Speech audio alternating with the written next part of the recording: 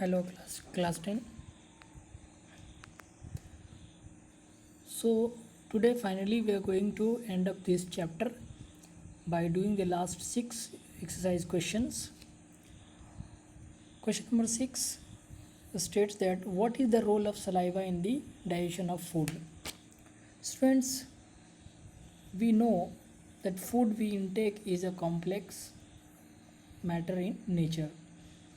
It is to be absorbed from the alimentary canal, then it has to be broken into smaller molecules.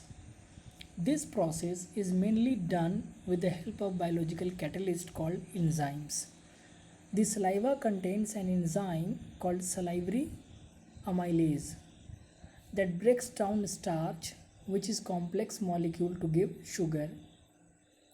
The food is mixed thoroughly with saliva and move around the mouth while chewing the muscular tongue. Hence, saliva plays a pivotal role in digestion and absorption of food. So, this was the main role of saliva in the digestion of food. Our next question is, what are the necessary conditions for autotrophic nutrition and what are its byproducts? Students, इसको 5 point में हम deliver करेंगे.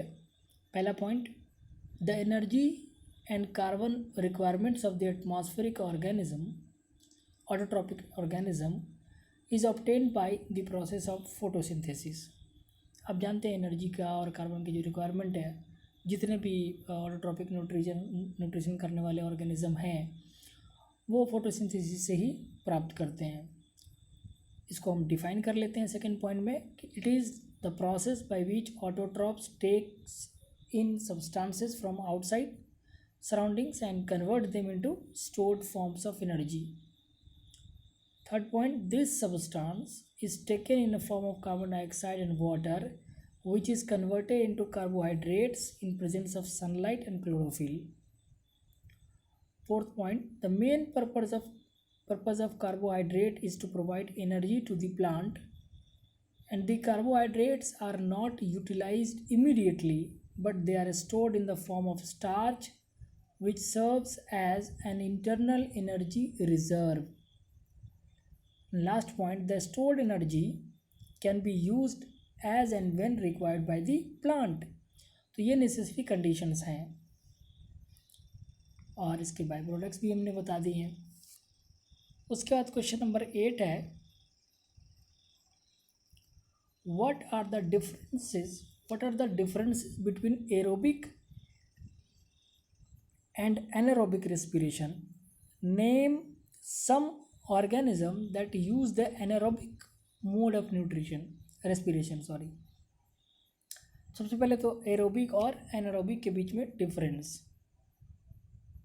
देखिए. Aerobic respiration के points आप लिखिए. मैंने बताया था कि दोनों तरफ हम लोग एक लाइन खींच करके और दोनों तरफ एरोबिक और एनारोबिक को रख के और उनके पॉइंट्स लिखेंगे और फाइनली हम लोग उसको एक्सप्लेन कर लेंगे. तो दोनों तरफ 5 पॉइंट रखेंगे हम. नॉर्मली ये हाफ मार्क्स के भी होंगे तो लॉन्ग क्वेश्चन में ये 5 मार्क्स के नॉर्मली हो जाएंगे. पहला point, the process takes place in the presence of free oxygen. यानी aerobic respiration ample amount of oxygen में, फ्री ऑक्सीजन मतलब काफ़ी सारा ऑक्सीजन होता है उसके बीच में ये अकर करता है, टेक प्लेस करता है. Second, the products of aerobic respiration are carbon dioxide, water and energy. First step of aerobic respiration, that is glycolysis, takes place in cytoplasm, while the next step takes place in mitochondria. ये हमारे NCERT book में दिया हुआ भी है. Last वाला जो आप देखेंगे 3 एरो करके पॉइंट दिया हुआ है, उसमें तीसरा जो है वो एरोबिक रेस्पिरेशन का ही है, माइटोकॉन्ड्रिया में होता है. फोर्थ पॉइंट है, the process of aerobic respiration takes place in all higher organisms. क्योंकि जो मल्टी सेलुलर ऑर्गेनिज्म है, हायर ऑर्गेनिज्म है, उसमें काफ़ी एनर्जी की ज़रूरत होती है, तो इसलिए एरोबिक रेस्पिरेशन ही वहाँ पर इफेक्टिव होगा. In this process complete oxidation of glucose takes place. तो ग्लूकोज का क्या होता है, कंप्लीट ऑक्सीडेशन होता है. अब आइए एनारोबिक को लिखिए, उसके 5 point. The process takes place in absence of free oxygen, यानी एम्पल अमाउंट ऑफ ऑक्सीजन यहाँ पर नहीं होता है। इसमें दो बातें होती है, एक तो होता है कंप्लीट एब्सेंस ऑफ ऑक्सीजन, एक होता है लैक ऑफ ऑक्सीजन, यानी जहाँ पर ऑक्सीजन है लेकिन बहुत कम मात्रा में, इनसफिशिएंट अमाउंट है। दूसरा है the product of anaerobic respiration are ethyl alcohol, carbon dioxide and little energy. Third है even in anaerobic respiration the first step takes place in cytoplasm while the next step takes place in mitochondria. In this process glucose molecules is incompletely broken down, completely नहीं break होता है, incompletely break होता है, ठीक है। And last point, the process of anaerobic respiration takes place in lower organism like yeast, some species of bacteria, parasites like tapeworms. तो ये examples हो गए जो इन्होंने मांगे थे। क्वेश्चन नंबर 9 है how are the alveoli designed to maximise the exchange of gases. अब alveoli के बारे में आप ऑलरेडी जानते हैं, क्लास 8 में भी आपने पढ़ा था कि alveoli कैसा वो एयर सैक टाइप से बैग स्ट्रक्चर टाइप से होता है। खैर मैं लिखाता हूँ, लिखिए points. The lung is an important part of the body. Passage inside the lung divides into smaller and smaller tubes which finally terminate in balloon-like structure called as alveoli. Second point, the alveoli provide a surface where exchange of gases can take place. The walls of the alveoli usually contains an extensive network of blood vessels. We know that when we breathe in, we lift our ribs. हम लोग अपने ribs को उठाते हैं। We lift our ribs, flatten our diaphragm and chest cavity becomes larger. Third point, because of this action air is sucked into the lungs and fills the expanded alveoli. Fourth point, ये थोड़ा लंबा point होगा और आखिरी भी, the blood brings the essential carbon dioxide from the rest of the body and supply it to alveoli. The oxygen in the alveolar air is taken up by the blood in the alveolar blood vessels to be transported to the all other cells of the body. During normal breathing cycle, when air is taken in and let out, the lungs always contain a residual volume of air so that there is sufficient time of oxygen to be absorbed and carbon dioxide to be released. एक residual volume होता है कि जैसे कोई चीज़ आप जब आप सांस छोड़ते हैं ना, छोड़ने के बाद ऐसा नहीं कि सारा एयर निकल के बाहर आया था, उसमें कुछ ना कुछ एयर रह जाता है, उसी को कहते हैं रेसिडुअल वॉल्यूम, जो बचा हुआ रह जाता है। Then we have question number 10,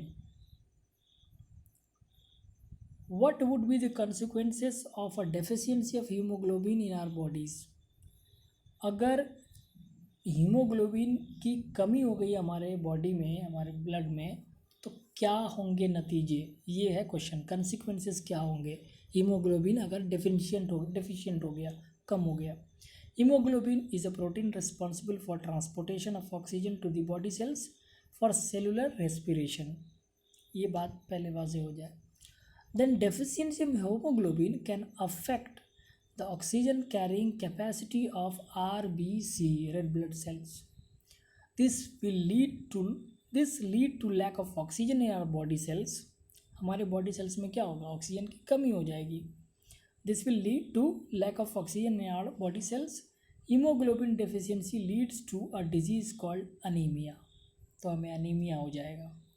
Question number 11, describe double circulation of the blood in human being. Why is it necessary, ये बड़ा इंपॉर्टेंट क्वेश्चन। डबल सर्कुलेशन कई बार क्वेश्चन पूछा है बोर्ड में भी। Double circulation means in a single cycle blood goes twice in the heart. The process helps in separating the oxygenated and deoxygenated blood to maintain a constant body temperature. ये आप वैसे भी समझ सकते हैं कि जब लंग्स को लेकर के हार्ट में एक मूवमेंट होता है और हार्ट और बॉडी पार्ट्स को लेकर के एक अलग मूवमेंट होता है, ठीक है।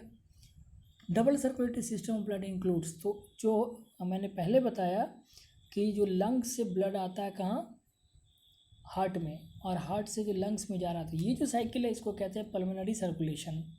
और हार्ट से बॉडी पार्ट्स में और बॉडी पार्ट्स आर्टरी के थ्रू और बॉडी पार्ट से वेन के थ्रू फिर वापस हार्ट में, ये जो सर्कुलेशन है डाउन, ये कहलाता है सिस्टेमिक सर्कुलेशन। ठीक है, अब थोड़ा सा देख लेते हैं, थोड़ा एक दो लाइन में इसको भी लिख लीजिए, पल्मोनरी वाले क्या हैं और सिस्टेमिक वाले क्या हैं। लिखिए पल्मोनरी को, the right ventricle pumps deoxygenated blood into the lungs where it is oxygenated. The oxygenated blood is brought back to the left atrium from where it is pumped into the left ventricle and finally blood goes into the aorta for systemic circulation। तो ये एक cycle हो गया, that is pulmonary, जहाँ पर heart के साथ साथ लंग इन्वॉल्व हो। अब हार्ट के साथ बॉडी पार्ट्स इन्वॉल्व होगा नीचे। सिस्टेमिक में आ जाइए, सिस्टेमिक में क्या होगा, the oxygenated blood is pumped to various parts of the body from the left ventricle through arteries.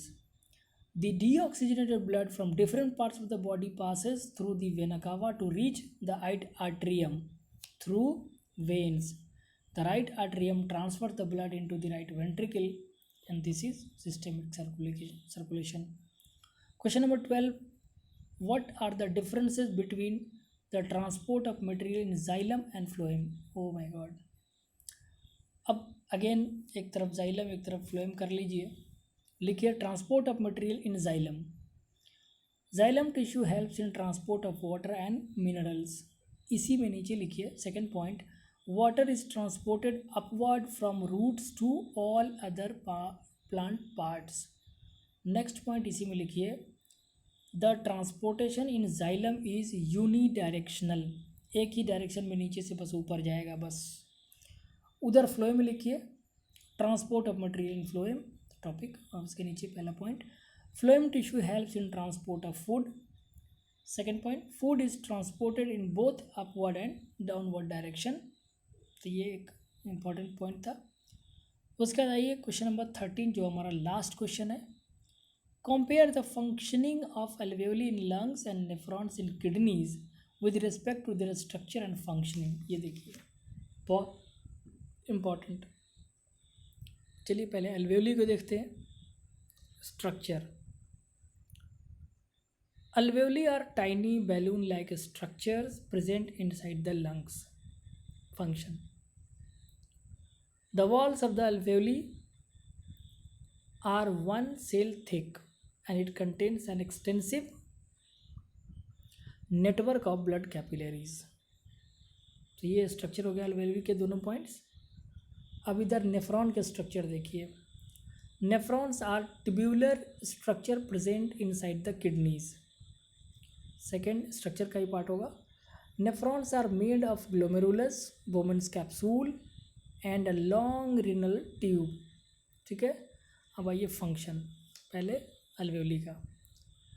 The exchange of oxygen and carbon dioxide take place between the blood of the capillaries that surround the alveoli and the gases present in the alveoli। Second function, alveoli are the site of gaseous exchange। अब इधर nephron के function, पहला point, the blood enters the kidney through the renal artery, the blood is entered here and the nitrogenous waste in the form of urine is collected by the collecting duct। Second, nephrons are the basic filtration unit। ठीक है, तो सारे question answers लगभग ख़त्म हो गए हैं। अब कल से हम लोग चैप्टर नंबर 7 स्टार्ट करेंगे। Okay, thank you.